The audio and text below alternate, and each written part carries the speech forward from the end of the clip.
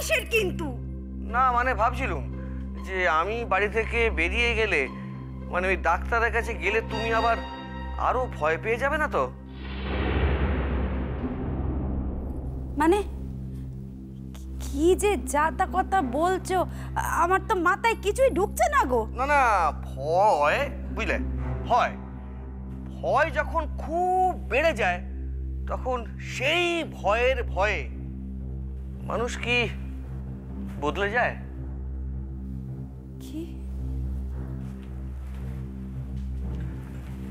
তুমি কি বদলাবে পার্বতী?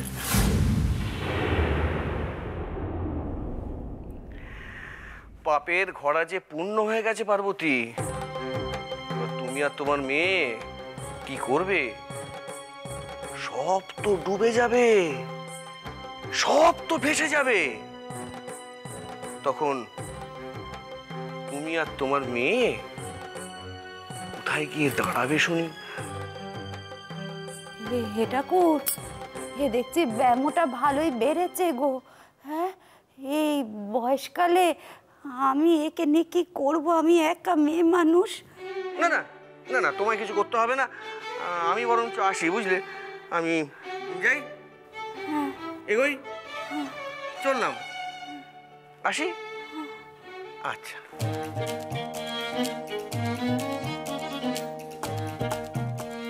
শোনো, হ্যাঁ কি বলছো?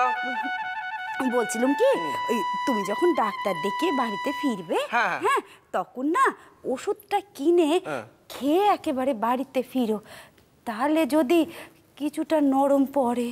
না না, আরে না না না, আমি তো চাই না যে ব্যামোটা কমে যাক, উল্টে আমি তো চাই যে ব্যামোটা আরো বেড়ে যাক। হ্যাঁ আমি তো চাই। দেখো দেখো দেখো, এই ব্যামোর চোটটা আমার চোখ দুটো দেখো, দেখো কিরকম গোলাটা গোলাটা লাগছে না? লাগছে তো? হ্যাঁ, এই গোলা চোখে বুঝলে আমি অনেক জিনিস এত ভালোভাবে দেখতে পাচ্ছি যেটা আমার পরিষ্কার চোখে আমি দেখতেই পেতাম না। তা তুমি বলো পার্বতী, এই ব্যামোটা হয়ে আমার কত উপকার হয়েছে। আমি তো ডাক্তারের কাছে গিয়ে জিজ্ঞাসা করব, ডাক্তার আমাকে এমন একটা দাবাই দাও দেখিনি যেটা খেলে আমার ব্যামোটা আরো বেড়ে যায়। হ্যাঁ আমি তো চাই ব্যামোটা আরো বেড়ে যায়। কি হলো, সব গুলিয়ে গেল তো? মানে সব একেবারে গুলিয়ে গেল তো? না না, পরিষ্কার হয়ে যাবে বুঝলে, সব পরিষ্কার হয়ে যাবে, সব স্পষ্ট হয়ে যাবে, আর কয়েকদিনের মধ্যেই সবকিছু একবারে পরিষ্কার হয়ে যাবে। চলি।